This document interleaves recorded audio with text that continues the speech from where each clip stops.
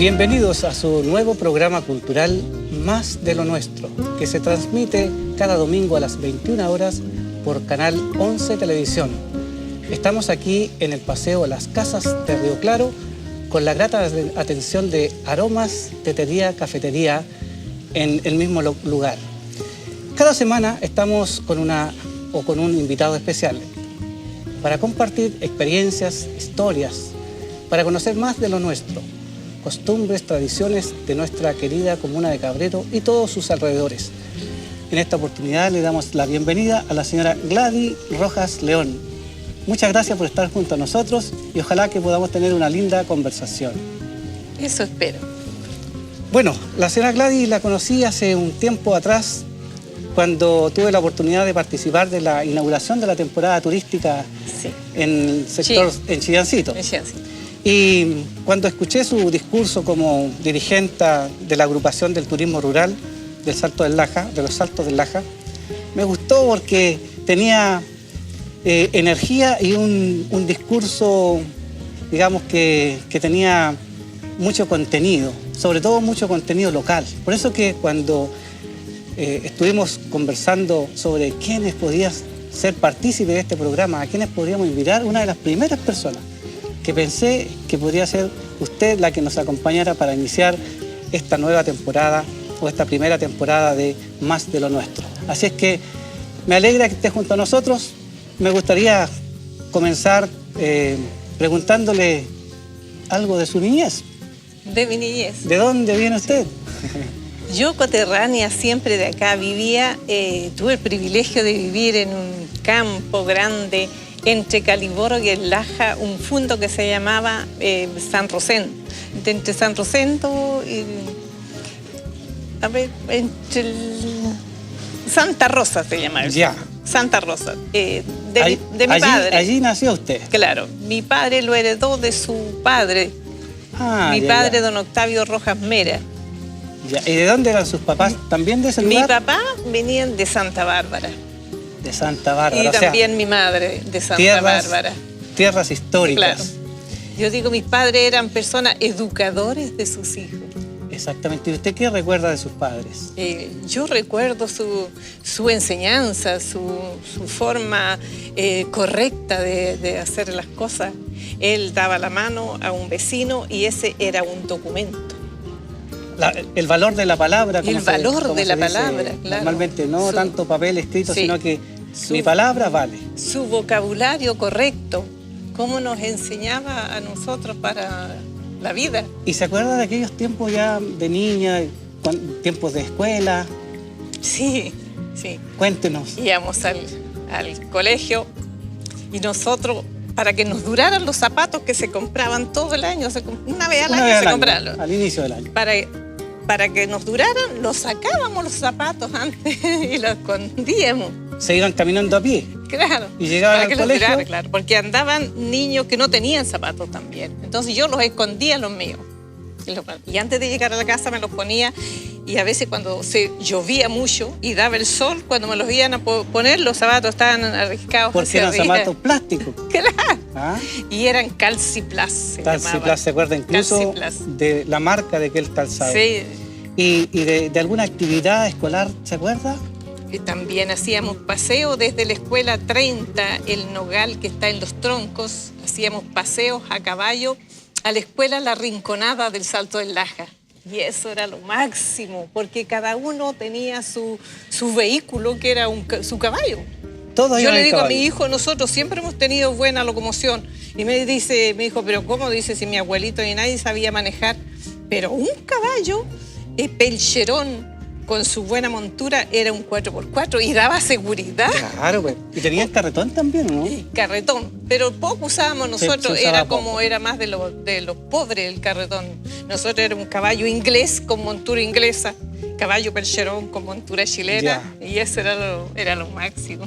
Qué bueno.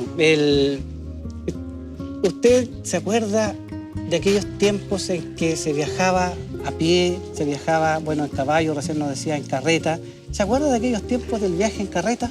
Sí. ¿Cómo era ese viaje? Mucho, mucho. Por ejemplo, se iba a Río Claro cuando el río donde nosotros vivíamos, cuando el río lo permitía, el río Caliboro, era más fácil cruzar e ir a, como nombré delante, a Río Claro. ¿Ya? Lejísimo. Lejos. Y allá, por eso dice, yo tendría que decir oriunda a Río Claro, porque allá nos inscribían en Río Claro. Era más fácil ir a Río Claro por cuanto el río Caliboro bajaba más luego. Ah, ya, el río Laja, después del Salto estaba el vado y bajaba a caballo, se podía cruzar a fines de noviembre y en carreta a mediados de diciembre. O sea, el río Laja traía mucho más agua que el que trae hoy día en cualquier temporada. Mucho más. ¿Se acuerda que yo le decía del vocabulario de los vecinos? El vecino uno de otro vivían como a 5 kilómetros. Decía, ¿cómo estaba ese? Y no se usaba el hola. Buenos días, vecino, o buenas tardes, vecino. Buenas tardes, don Pancho. Qué mucha lluvia ha habido este año, ¿no? ¿Cuándo se podrá cruzar el vado? Yo creo que todavía no, señor, porque yo crucé para el otro lado y el río y el caballo tuvo que nadar. En carretas, yo creo que a fines de diciembre cruzan las carretas. Porque primero se podía cruzar a caballo. Estamos hablando del vado del Salto del Laja. Del vado del Salto del Laja. Y después se podía cruzar en carreta.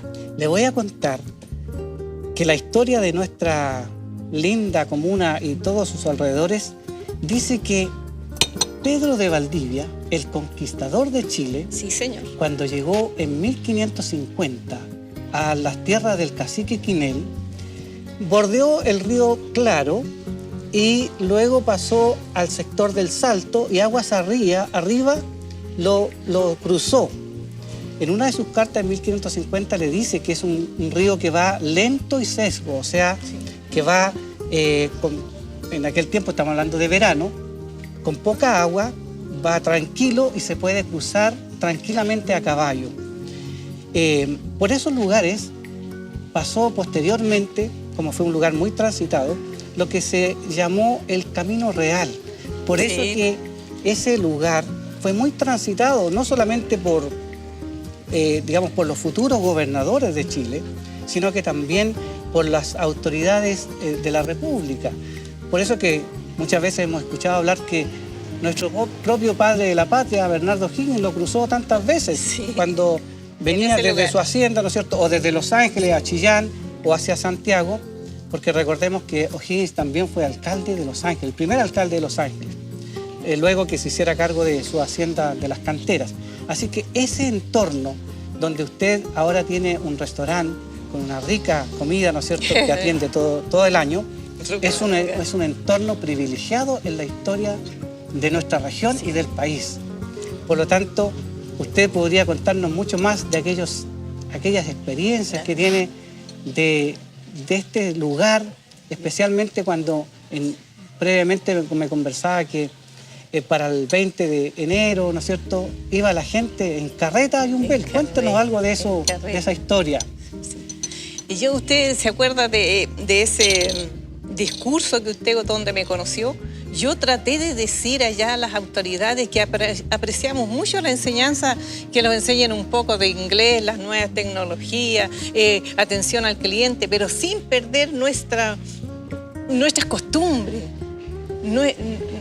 Sin perder nuestra identidad. Nuestra identidad, porque de allá venimos, eso somos nosotros. Exactamente, en un mundo globalizado todo se va uniformando, todos usamos el mismo vestor, la misma blusa en todos los lugares de Chile, pero la identidad, ¿no es cierto?, es única de cada lugar. Por lo tanto, yo recuerdo que usted en nuestra riqueza. En nuestra riqueza que se ha formado con la lucha de las generaciones, de nuestras antiguas generaciones, ¿no es cierto?, que se esforzaron por ir creando un mejor bienestar para su familia y para toda la comunidad.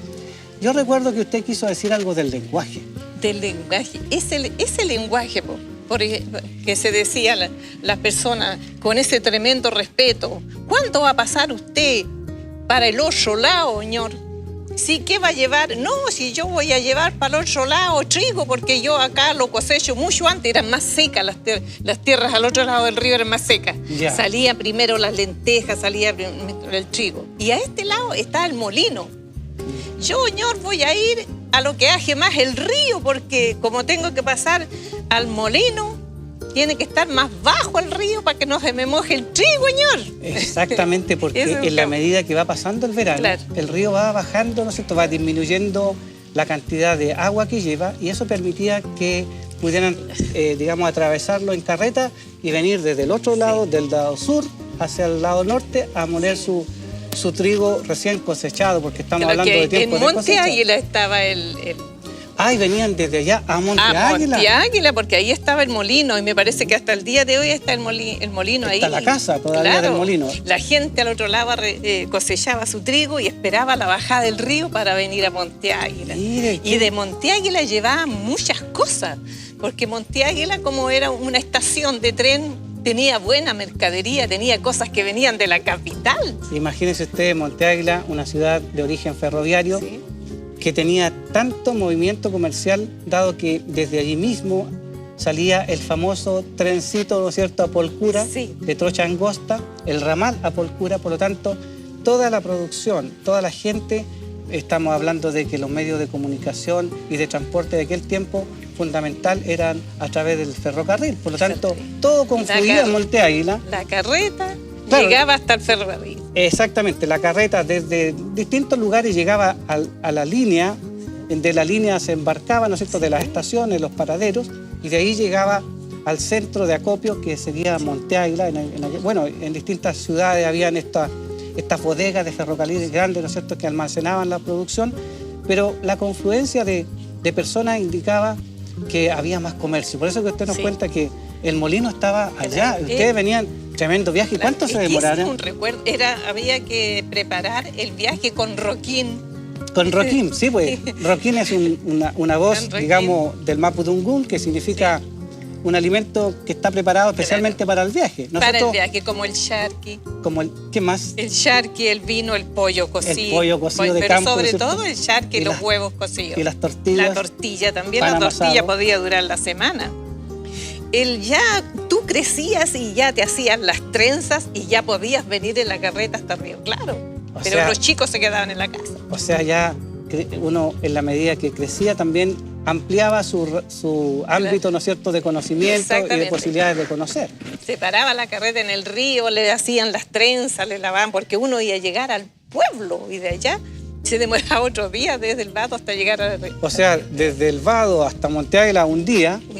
Claro, porque una carreta debe ser 3 kilómetros por hora, 4 kilómetros por hora. Depende, en aquellos los tiempos, me imagino que los caminos... El güey camina tranquilamente, lo más lento cuando viene hacia el molino.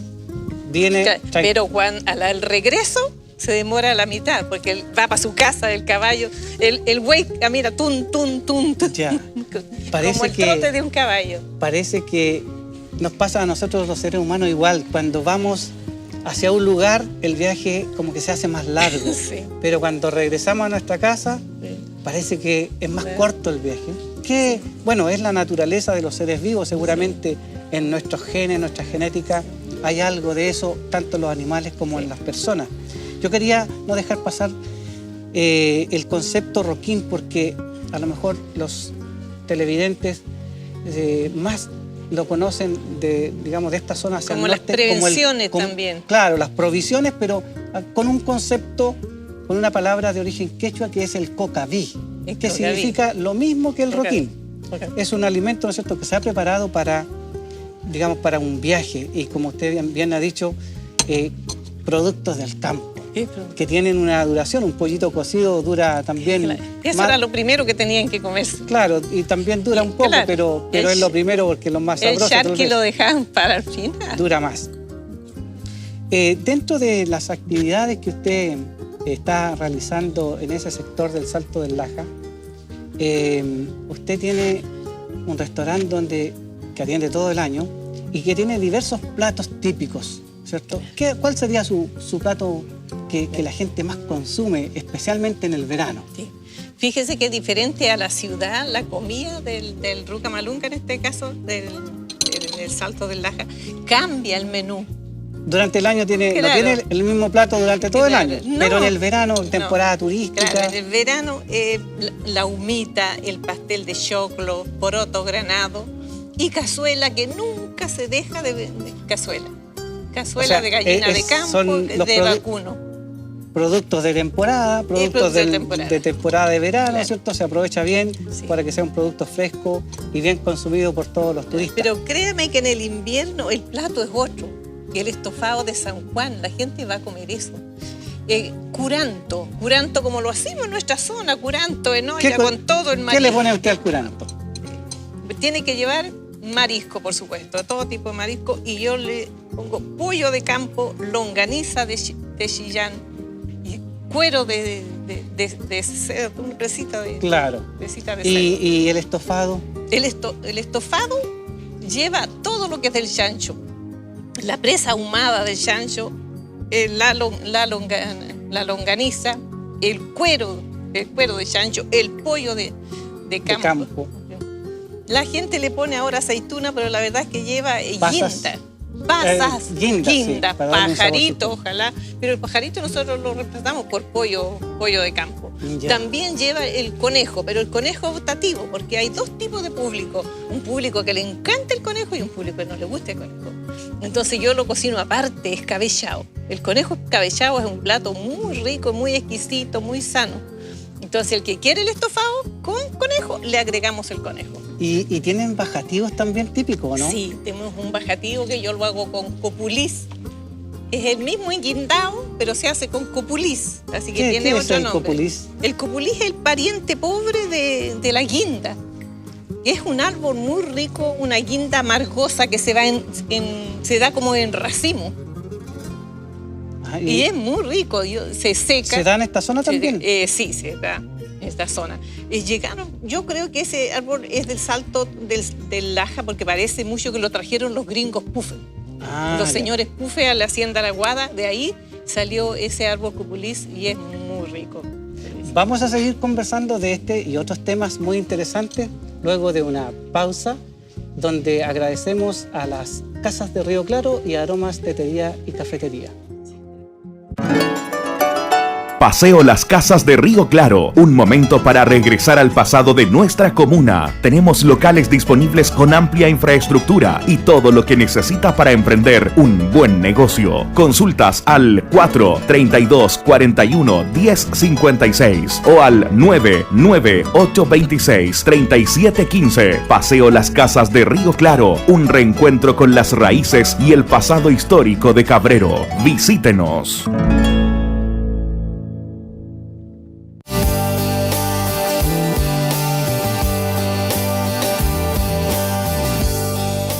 No te pierdas, todos los domingos a las 21 horas, Más de lo Nuestro.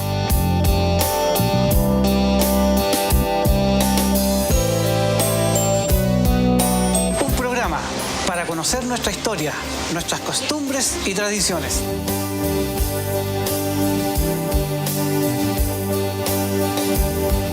No te olvides, todos los domingos a las 21 horas y su repetición los días lunes y miércoles a las 18 horas, Más de lo Nuestro, por Canal 11 Televisión.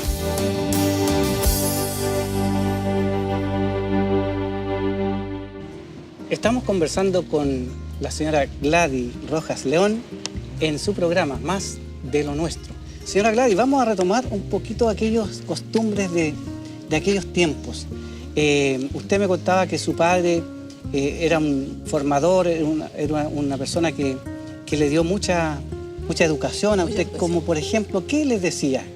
Por ejemplo, yo nunca me sentí chica delante de gente educada, porque yo valoraba el conocimiento que mi papá me había dado. Además, era súper desordenada, pero yo igual recordaba. Tenía capacidad. Por ejemplo, él me enseñaba, por ejemplo, que el desierto más grande del mundo se llamaba, era Sahara, y estaba en Arabia.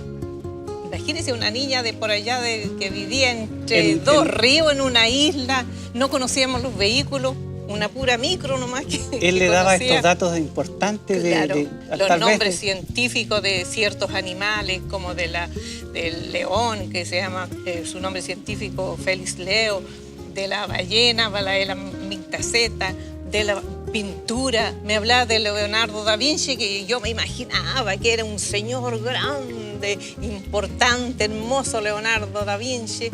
Y a los años conocí a Mona Lisa y me dijeron, esa es lo que pintó Leonardo da Vinci. Usted tiene, por lo que veo o escucho, lindos recuerdos de su familia, de su padre. ¿Qué costumbres tenían ellos en cuanto a las celebraciones de aquel tiempo? ¿Se acuerda algo de eso? Mucho, pues en el campo la familia siempre tenían a alguien, o a casi todos los hijos le ponían del Carmen. María del Carmen, Rosario del Carmen, y era para celebrar las Carmen. O sea, cuando tenían hijos le ponían nombres de santos famosos para tener una celebración. O Juan Pablo, Juan Alberto, Juan esto, los Juanes que ahora se llaman, ¿cómo se llama? John. En inglés, John. Claro, ahora ya no hay muchos de esos nombres en español, sino que hay nombres más extranjeros, de artistas, los Pablos se llaman cantantes. Paul, las Juanas se llaman Joana. Sí, han cambiado ya, lamentablemente, tal vez para ellas, que no van a tener un santo que celebrar, bueno, y para sus familias, que tampoco van a tener el motivo, ¿no es cierto?, para reunirse.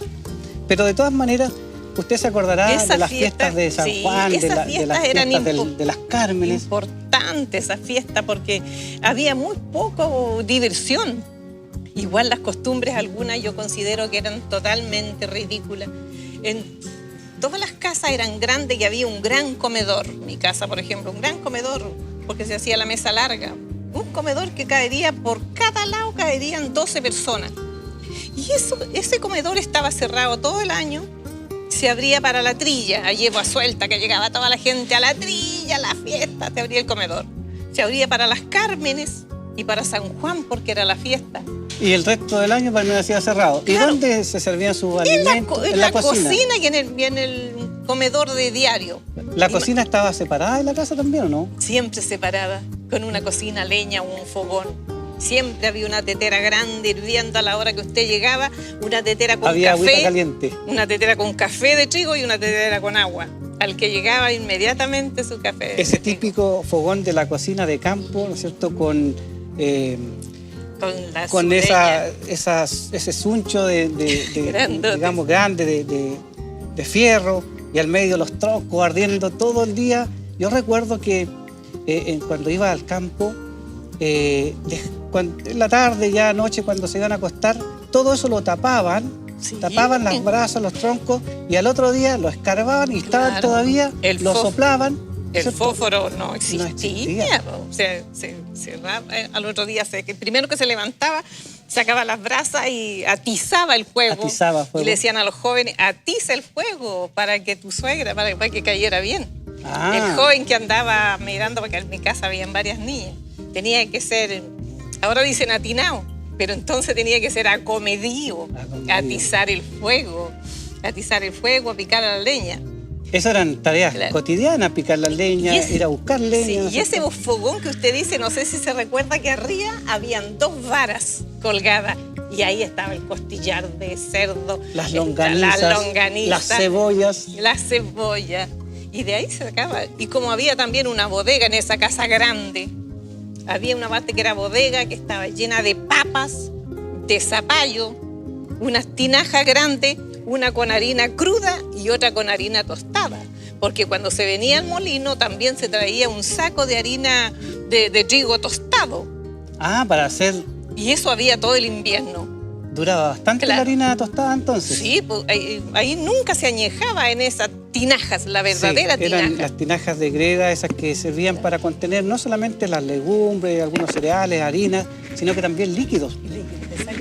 Yo recuerdo haber escuchado que allí echaban, el vino, el vinagre y también agua para acumular cuando era necesario. Y también, a propósito de que usted nos contaba que el fósforo no se conocía mucho, ¿no es cierto? En una oportunidad, cuando se apagaban los fuegos de las cocinas de campo alejadas y no tenían, medios para encenderlo, iban donde el vecino, ¿no es cierto?, que estaba un poco más allá, a buscar una brasa. Se traía la brasa en un tarro. ¿No es cierto? Y a veces soplándolo un poco para que no se apagara, y con eso se encendía.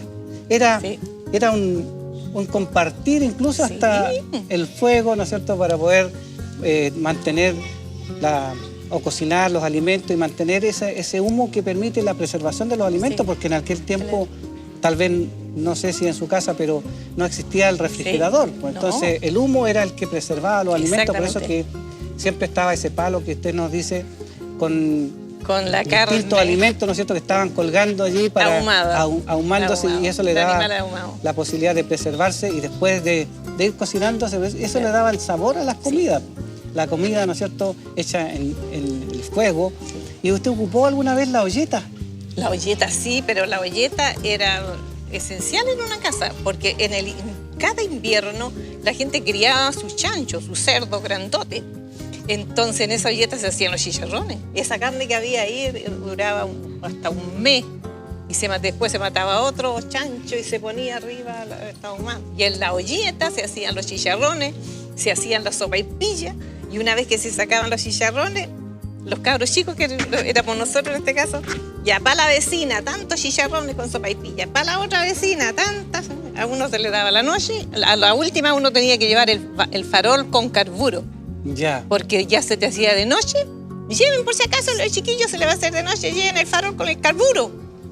Entregaban la porquería que había que ir a dejar. Es que la gente era cariñosa, como se dice. Cariñosa. Era como un deber, porque a usted le tocaba, uno sentía al venir el día, alguien mató un chancho, a la noche vamos a comer sopaipilla. Claro, güey. Y llegaban las sopaipillas con los griterío del chancho se escuchaba desde lejos, entonces los vecinos ya sabían que algo había... Entonces cuando le tocaba a usted le correspondía mandar los chicharrones. Había que devolver la mano. Claro, y eso tenía que estar en la olleta. Claro. Conversábamos recién sobre las fiestas típicas de aquellos tiempos, San Juan y las Cármenes. ¿Nos puede contar algo de aquello, ¿no es cierto?, de cómo había baile? En esa misma olleta se hacía el cocimiento. Era muy útil, claro. Se hacía el verdadero estofado con esa carne ahumada, con pajaritos de antes, perdices, codorniza, conejo, liebre, un pato entero. Le echaban también la cabeza del chancho. La fiesta era grandota. Y ¿duraban toda la noche? ¿Hasta el otro día? Toda la noche había alguien que tocaba la guitarra y empezaban a cantar las cuecas en la noche. Claro, pues. Y cuecas de aquellos tiempos, las viejitas ahí. En la mar hay una torre, mira mi vida, que en la torre una ventana, vamos a la mar. Y salían a bailar al tiro. Claro, tenían esa voz, ¿no es cierto? Una voz chillona, fina, pero que era una voz de... Con melodía. Melodía y como de cariño, porque le ponían mucho entusiasmo a eso. Las cantoras, pues esas las cantoras y los típicos cantores o aquellos artistas que iban de un lugar a otro, ¿no es cierto?, tocando con sus instrumentos, guitarra, acordeón, fundamentalmente, en todas estas fiestas. Nosotros en programas anteriores estuvimos algo conversando sobre eso. Sí. Bueno, usted en algún momento llegó también a la ciudad. Así. Ahí. ¿Y cómo se encontró con, digamos, con todo eso que ha vivido en el campo, con tanta tradición, costumbre? ¿Cuál fue, digamos, su impresión cuando llegó a la ciudad? ¿Cuál fue qué le provocó ese cambio? Yo recibí muchos coscorrones porque preguntaba, me imaginaba y preguntaba. Lo más raro que me pareció a mí cuando llegué a la estación de Yumbel, una carnicería, y había tanta carne colgada. Y yo le dije, caballero, ¿y qué va a hacer usted con esta carne? ¿Qué se le va a echar a perder si todo la tiene colgada ni ahumada? Yo conocía la carne. Se necesitaba carne, se mataba una oveja. Por último, para los velorios se mataba una vaca. Y se repartía a los vecinos, pero nunca había visto yo que hubiera ahí. Y me decía, cállate, chiquilla, me decía mi papá. Oiga, caballero, reparte esta carne. Y yo, chica. Usted era curiosa, o sea, quería saber. Claro. Igual veníamos a pagar la manda a San Sebastián. Chiquillo, a caballo. La mayoría de caballo. Yo era chica, me llevaban atrás de un caballo. Y cada caballo llevaba sus prevenciones, se llamaba. Prevenciones. Ya. Era una cosa que llevaban 2 bolsas. Y en la montura atrás se colgaban las prevenciones. Ahí a vino, pollo, charque, en el caballo. De bolsa, ¿no es cierto? Claro, la montura tenía una cosa para poner las prevenciones. Por último, el hombre llevaba así el revólver, la honda, la tirapiedra. Llevábamos a Yumbel.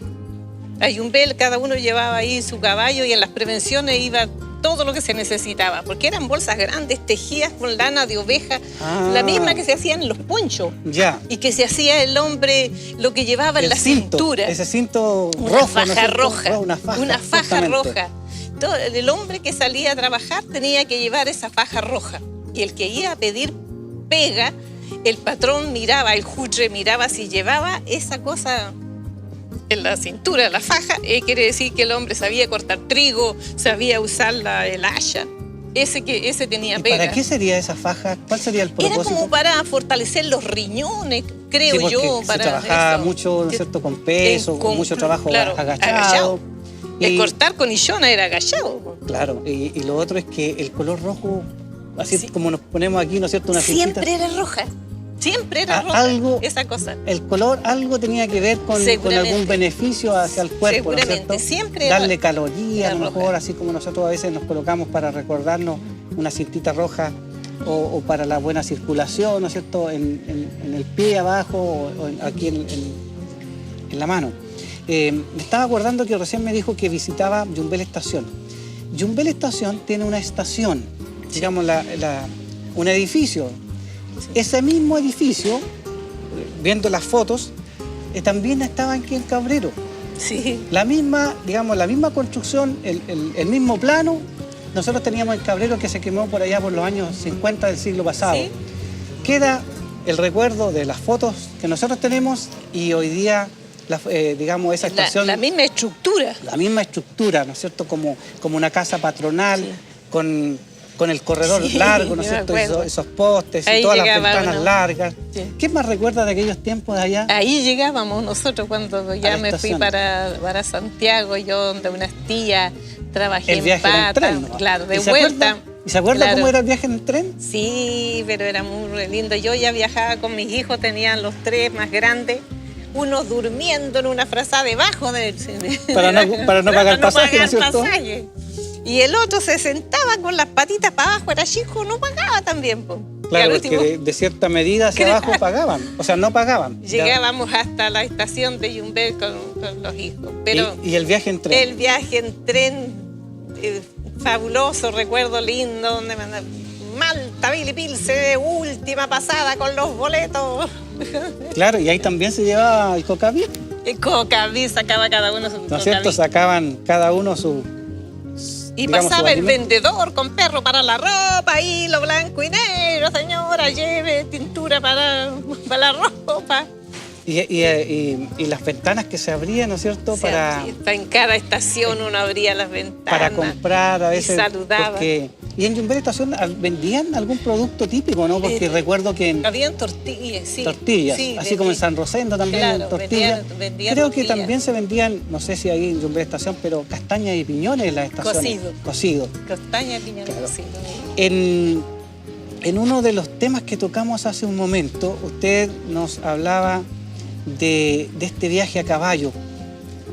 También las mujeres viajaban a caballo. Sí, las mujeres viajábamos a caballo también. Y en las casas era la pelea quién tenía el mejor caballo. Pero usaba una montura especial, distinta a la del hombre, ¿no es cierto? O iba al anca, como se dice. Sí, no, había la montura inglesa que se llamaba. La montura inglesa era de las mujeres, que esa montura ahora ya se la veo que tiene Carabineros de Chile. ¿Es una montura más chica, más...? No, es lisa. La otra es con pellones de lana. De lana de oveja. La otra es de pellones de lana de oveja. Y la montura inglesa que usábamos las mujeres es así como la que usa el carabinero, como de suela. Ah, ya. De suela. Y bien donde se ponen los pies, los estribos eran... El estribo era cerrado. Era de madera. De madera. Tallado, ¿no es cierto? El estribo tallado. Sí. Bueno, aquí estamos conversando con la señora Gladys Rojas León. Ella es una destacada dirigente y vamos a conversar ahora sobre un tema importante, sobre el turismo en el sector donde ella trabaja. Sí. Pues, el turismo en el Salto del Laja.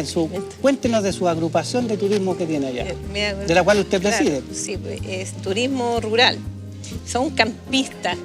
Todos ellos son personas verdaderas emprendedoras, que su terreno eran junto a la ribera norte del río Laja. Ahí no tenían todo este proceso, digamos, de instalaciones, de equipamiento Nada. Eso es nuevo. Todo nuevo, cada una fue plantando sus árboles de manera inteligentemente que el árbol le diera espacio a un camping, a un espacio que cupiera un auto y que cupiera una carpa. Más allá, 2 árboles más para que dieran la sombra y cupiera otro árbol. Así inteligentemente hicieron una especie de calle con espacios para el lado, con tantos metros. Y lo hemos preocupado de las ordenanzas del turismo, por ejemplo, cuántos metros tiene que tener cada camping, cuántos baños tiene que tener, baño para discapacitados, cuántas duchas tiene que tener. ¿Cuántas personas componen esta agrupación? ¿Cuántos campistas, diríamos? Somos, 16 familias. Están haciendo, claro, digamos, un buen... Hacemos redes nosotros, la gente que come conmigo, por ejemplo, que se la mando allá al camping San José, el camping, por ejemplo, allá Chillancito, me manda gente a mí. Qué bueno. Claro, yo le mando gente a Aguas Verdes, que está en La Guada. El Aguas Verdes pertenece a la comuna de Cabrero, porque claro, está a este lado del riachuelo. Sí, sí. Entonces, son nuestras compañeras. Qué bueno que desarrollen un trabajo colaborativo, ¿no es cierto?, sí. de Contamos las cooperación. Experiencias, nos avisamos ahora por WhatsApp porque estamos más modernas. Están más modernas. Claro. Imagínate, ¿cómo no vamos a estar más modernos? Esta hermosa tacita, cuando antes era un jarrito de porcelana con una cuchara que metía más bulla que no sé qué. Y ahora tenemos una hermosa taza. Sí, pues una y en rica... lugar de un café de trigo, tenemos un tecito verde.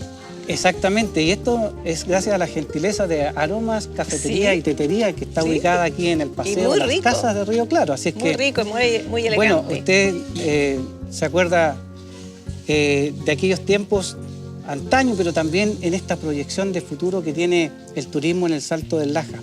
En esta agrupación de campistas que ustedes tienen, ha sido una muy buena iniciativa. ¿Cuánto tiempo llevan trabajando en esto, desde cuando comenzaron los primeros campings hasta la fecha? Después del 2000, del 2012 para adelante. Más de una década. Más de una década.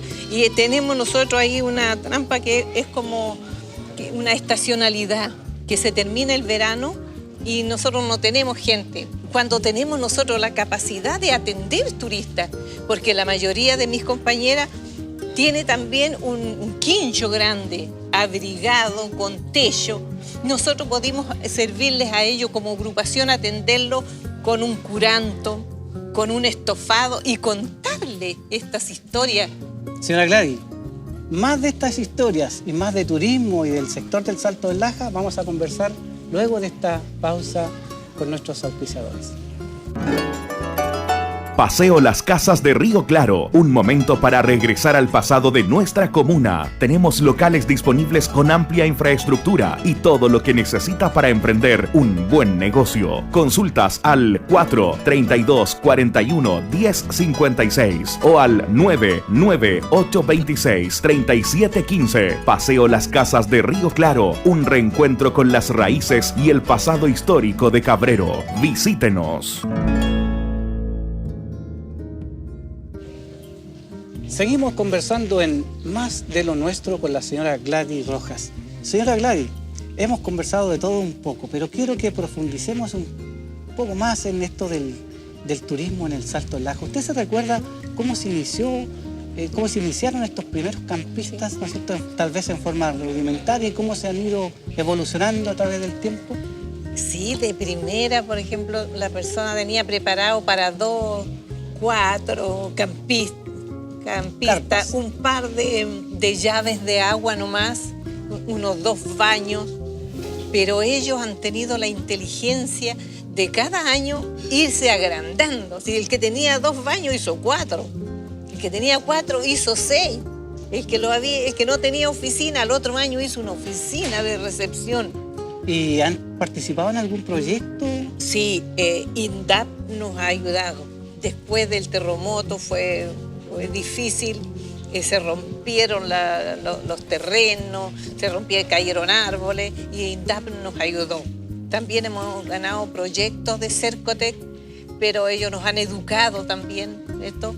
Pero una de las cosas que más sirve es la experiencia de nosotros mismos, cómo nos juntamos todos los meses, nos conversamos qué es lo que quiere el turista, cómo llega el turista, quiénes son los nuevos turistas. Pero el problema realmente que nos afecta a ellos, porque somos personas que queremos trabajar todo el año, es la estacionalidad. Hay que romper la estacionalidad, entonces tenemos que ofrecer más, digamos, atractivo durante todo el año para que durante todo el año los saltos del Laja sean visitados. Recordemos que son 4 cascadas que tiene el salto, digamos, el río Laja en ese sector. Nosotros conocemos normalmente la primera, la que se ve desde la carretera, la número 1, porque con esto de la disminución del caudal del río se ha formado una vegetación que impide ver el segundo, que está ahora más atrás, pero hay un tercero y un cuarto salto. Ya recordamos que fue visitado este lugar no solamente por el gobernador Pedro de Valdivia, sino que por destacados científicos como Claudio Gay, Ignacio Domeyko. Ignacio Domeyko, también a mediados de 1850, dijo que los saltos del Laja eran como el Niágara, digamos, eran comparables a las cataratas del Niágara, porque en aquel tiempo el río traía mucha agua y las cascadas se veían, las dos se veían desde la carretera, diríamos, desde el puente antiguo del río. Entonces hay que buscarle un mayor atractivo para romper esta estacionalidad. Claro, el invierno en el Salto del Laja es hermoso porque que el río trae mucha agua y es lo que la gente quiere ver. ¿Quién goza de eso? El extranjero, porque el extranjero, por lo visto, ellos están en verano en su país, vienen y disfrutan de un salto con mucha agua y de nuestra gastronomía. Nosotros también al turista que podemos atender, le digo yo, en los quinchos, diferentes quinchos que tenemos grandotes, es contarle cómo era nuestra alimentación de nosotros, porque esa es una parte, es súper importante. Nosotros pensábamos que cuando chicos nos da vergüenza que van a venir visitas, ojalá que haya tallarines y haya carne. Y un mantel, ¿no es cierto?, de la mesa bien puesta, los platos bonitos. Yo me doy cuenta que nuestra alimentación era la mejor, porque nuestra comida tenía chuchoca, que se usa tan poco la chuchoca. Chuchoca, papa, zapallo, camote, era como una cazuela falsa. Y después de esto venía la legumbre, todos los días, o poroto, o lenteja, o garbanzo. Esa es la alimentación. ¿Y hoy día el turista pide legumbres en la zona, o no? Solamente poroto y lenteja a veces. Pide menos. Sí, no, pero a mí me gusta, lo que yo digo que a los turistas nosotros pudimos enseñarle las comidas que hacían las mamás antes. Que prueben. Que prueben el turismo las comidas. gastronómico. Esa harina dorada, por ejemplo, la harina dorada que se hacía también era un alimento. La harina con un huevo, aparte de las panchucas, si se conocen las panchucas, pero ¿quién conoce los chullos? Los tira a la olla, la lluviecita, que se le echaba a la cazuela, una lluviecita, la yema del huevo con harina cruda y se le echaba a la cazuela y quedaba pero nada más exquisita la cazuela. Falta a lo mejor esas recetas de la abuela, como se dice, ¿no es cierto? Recuperarlas. Las verdaderas recetas. Las verdaderas recetas de la abuela. Es que normalmente lo que uno observa en los saltos del Laja es que, están las artesanías, que no son tan originales, digámoslo, porque esas artesanías las encontramos en todos los lugares. Algo más típico tal vez faltaría. Está lo gastronómico, que son todos los restaurantes que hay. Está la hotelería, con todas las capacidades de camas que existen. Tal vez hay ciertos elementos que yo echaría de menos, como ese turismo histórico, aparte del que usted nos dice, ¿no es cierto?, de contarle y de darle a degustar estas recetas antiguas. Pero hay un turismo histórico que es una beta que habría que buscar.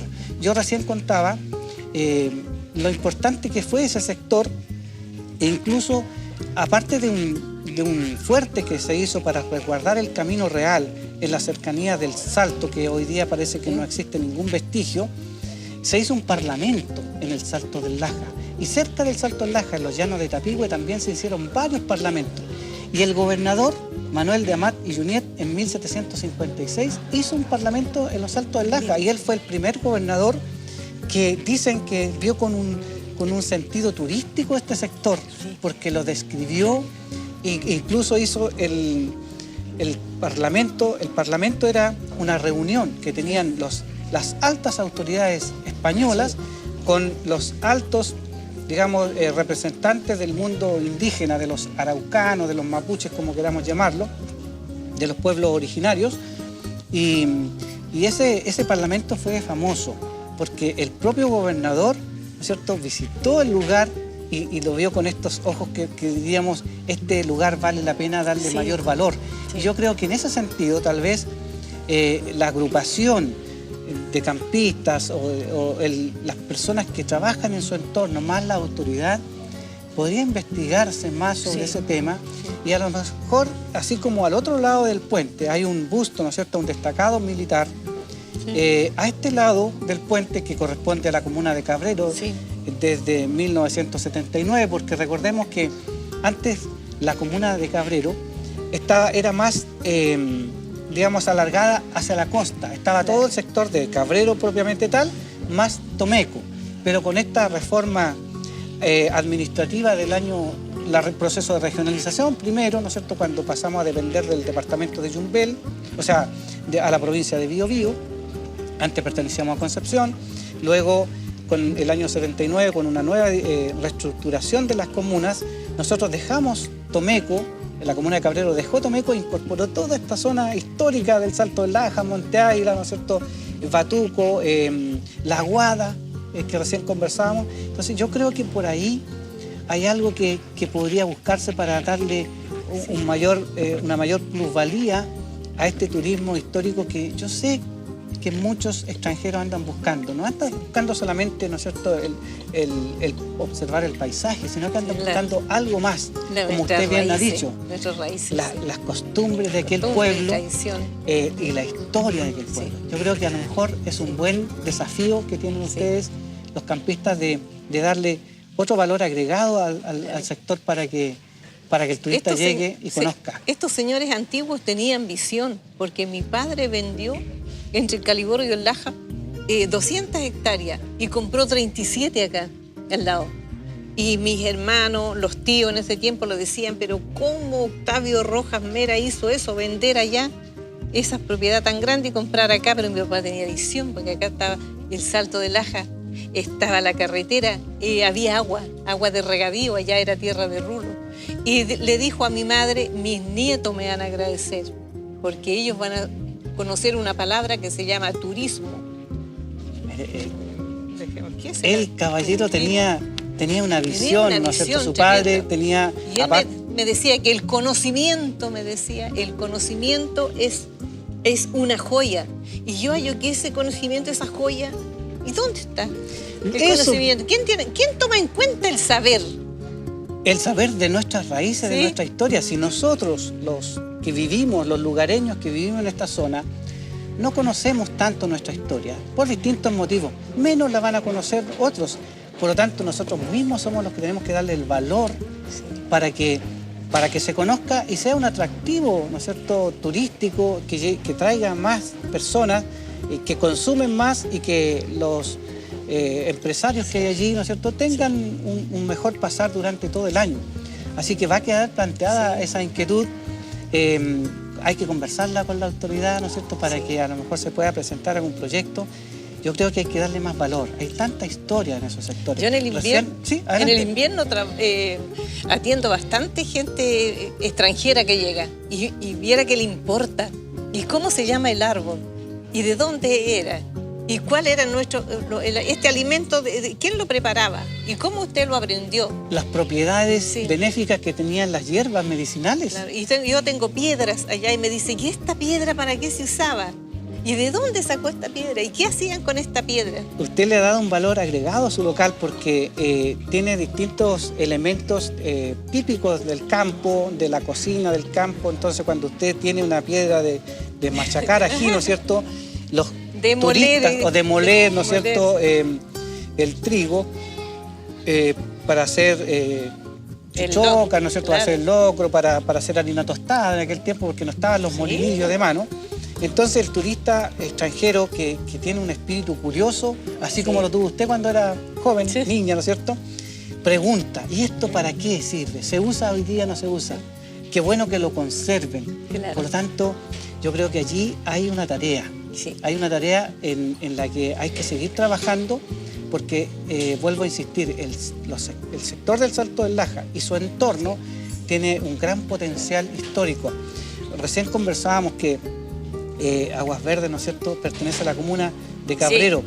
Pero un poquito más allá, en el mismo entorno está la famosa Hacienda de la Guada. La Hacienda de la Guada. Que hay mucho que decir de los señores hay mucha Pufo. Historia que contar allí. Mucho. Están otros fundos importantes como Pillancó, Las Tejas, Santa Sara, en ese sector, ¿no es cierto? Hay forestales que han comprado mucho de aquellas propiedades antiguas, pero conversando con ellos tienen interés en dar posibilidad para ir reconstruyendo esta historia que está escrita en las fuentes, sí. en los cronistas, en los historiadores antiguos, clásicos, y que nosotros, por esto del mundo globalizado, que lo hemos dicho tantas veces, se nos ha ido como quedando atrás. Y yo creo que tenemos que revalorarla y eso va a ser un buen apoyo para ustedes que puedan seguir trabajando en el turismo durante todo el año. Qué bueno que exista este programa porque hay mucha gente que quiere escuchar, que quiere saber, que quiere conocer de dónde venimos, cómo éramos, como esto. Bueno, este programa es un espacio justamente para abrir temas de conversación. Yo los felicito. Hay que felicitar a los creadores del programa. Recuerde que se transmite todos los domingos por Canal 11 Televisión y se retransmite los lunes y miércoles a las 18 horas. Siempre desde el Paseo Las Casas de Río Claro y con la gentil atención de Aromas, Tetería y Cafetería que nos ha ofrecido estas deliciosas, ¿no es cierto?, galletitas y tecitos. Bueno, tenemos que seguir conversando un poco más. Creo que el turismo en el Salto tiene que fortalecerse. Y ustedes dentro de sus proyectos, ¿qué han pensado en esa línea? Eso que nosotros, esta es una inquietud, que tenemos cosas que entregar y cómo la entregamos si se termina el verano y se termina la temporada. Pero sí los municipios, porque hay adulto mayor, hay talleres, hay juntas de vecinos que sí salen de una comuna a otra. Entonces, esto nosotros pedimos que el municipio Cabrero nos envíe, porque nosotros tenemos esta riqueza del conocimiento y de la gastronomía y el lugar precioso y contar nuestra historia, porque el río Laja, el Salto en invierno es hermoso, hermoso. Contar cómo se formó el Salto. Hay una leyenda muy linda que la relata Gabriela Oreste. Mistral.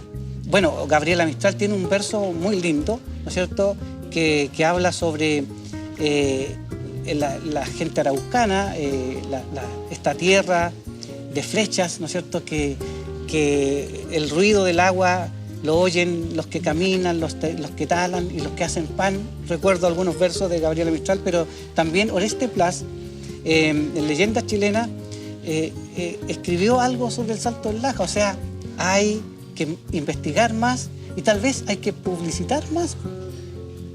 Hay que darle más publicidad. Sería lindo que hubiera un museo, por ejemplo, con estas piezas y con la historia, a qué familia perteneció esta pieza, de dónde viene. Yo creo que ¿para qué se usaba? Exactamente. Mire, hay una oficina de turismo de la provincia de Biobío que está atendida por nuestro amigo Miguel Zapata. Yo le hice una exposición permanente. Deben ser 24 cuadros, fotografías, digamos, enmarcadas, desde las primeras imágenes del Salto del Laja hasta la última crecida del año pasado. Usted la podrá ver si tiene tiempo, está cerquita ahí, ¿no es cierto? Pero esa es una exposición permanente que le aporté a la oficina y, según me dice Miguel, ha sido visitada por miles y miles de personas durante todo este tiempo. Incluso extranjeros que llegan se admiran cómo ha ido evolucionando, ¿no es cierto?, el caudal del agua a través de siglos, porque hay una fotografía desde 1900, las primeras fotografías, porque antes eran grabados, eran dibujos, hay estampillas que se han hecho conmemorativas del Salto del Laja. Por lo tanto, esa idea del museo, de tener un lugar donde se recopilen, ¿no es cierto?, algunos elementos. Y que esto típicos. esté escrito en el año tanto, pasó por aquí, acampó Bernardo aquí con sus tropas en los años tanto. Hay toda que una el turista historia que pueda contar. leerlo. Señora Gladys, le agradezco el momento de conversación que hemos tenido, su disponibilidad para venir al programa. Creo que ha sido muy ilustrativo todo lo que hemos conversado. Ojalá que le haya servido a nuestros amigos televidentes. Les doy la palabra para que se despida de ellos, del programa. Muchas gracias, muy contenta. Y qué bueno que existan programas como este. Yo los felicito porque tenemos muchas cosas que entregar.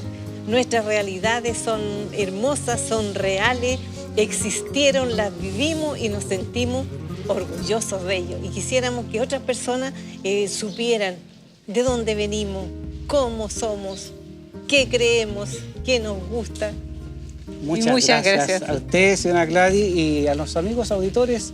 Los dejamos invitados a un próximo programa. No se olviden, Canal 11 Televisión todos los domingos 21 horas y retransmisión los días lunes y miércoles 18 horas. Siempre junto al paseo Las Casas de Río Claro y Aromas Tetería y Cafetería.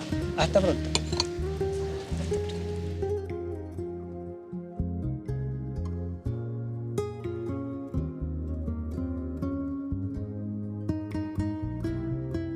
En la mar hay una torre, mira, mi vida, aquí en la torre, una ventana, vamos a la mar. Mi vida, y en la ventana una niña, mira, mi vida, que su marinero llama, vamos a la mar. A la torre más alta me subí un día, mira, por ver si divisaba la prenda mía, vamos a la mar marinero.